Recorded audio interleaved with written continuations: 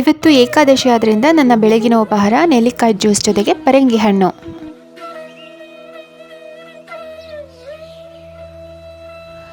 ಬೆಟ್ಟದ ನೆಲ್ಲಿಕಾಯಿ ಸೇವನೆಯಿಂದ ಅನಗತ್ಯ ಕೊಬ್ಬು ಕರಗುತ್ತೆ. ಈ ಪದಾರ್ಥಗಳು ಕೂದಲಿಗೆ ಮತ್ತು ಆರೋಗ್ಯಕ್ಕೆ ತುಂಬಾ ಒಳ್ಳೆಯದು.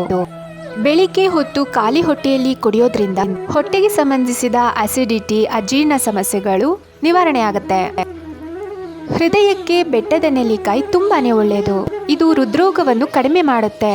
ಬೆಟ್ಟದ ನೆಲ್ಲಿಕಾಯಿ ಸೇವನೆ ಮಾಡೋದ್ರಿಂದ ರಕ್ತದೊತ್ತಡ ಹಾಗೂ ಮಧುಮೇಹ ನಿಯಂತ್ರಣದಲ್ಲಿರುತ್ತದೆ.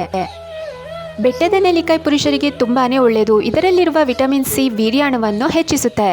ಬೆಟ್ಟದ ನೆಲ್ಲಿಕಾಯಿ ಸೇವನೆ ಮಾಡೋದ್ರಿಂದ ನಿಮ್ಮ ತ್ವಚೆ ಅಂದರೆ ಸ್ಕಿನ್ ತುಂಬಾ ಮೃದುವಾಗಿ ಹೆಲ್ತಿಯಾಗಿರುತ್ತೆ.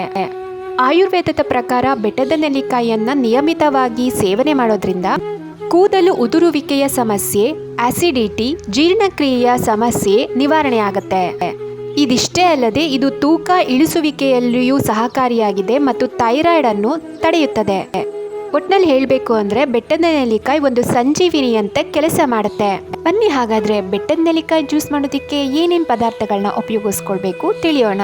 ಮೊದಲನೇದಾಗಿ 1 ಗ್ಲಾಸ್ ಬೆಟ್ಟದ ನೆಲ್ಲಿಕಾಯಿ ಜ್ಯೂಸ್ಗೆ 4 ಕಾಳು ಮೆಣಸು, ಸ್ವಲ್ಪ ಕೊತ್ತಂಬರಿ, ಸ್ವಲ್ಪ ಪುದೀನ, ಸ್ವಲ್ಪ ಕಲ್ಲುಪ್ಪು ಹಾಗೂ ಸ್ವಲ್ಪ ಶುಂಠಿಯನ್ನು ತೆಗೆದುಕೊಳ್ಬೇಕು.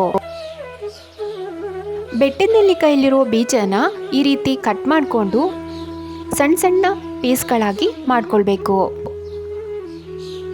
ಮಿಕ್ಸಿ ಜಾರಿಗೆ ಈ ಎಲ್ಲ ಪದಾರ್ಥಗಳನ್ನ ಹಾಕ್ಕೊಂಡು ಚೆನ್ನಾಗಿ ರುಬ್ಕೊಳ್ಬೇಕು. ಸ್ವಲ್ಪ ನೀರನ್ನು ಸೇರಿಸ್ಕೊಂಡು ಚೆನ್ನಾಗಿ ಗ್ರೈಂಡ್ ಆಗೋ ಹಾಗೆ ಅದನ್ನು ಮಿಕ್ಸರ್ನಲ್ಲಿ ರುಬ್ಕೊಳ್ಬೇಕು.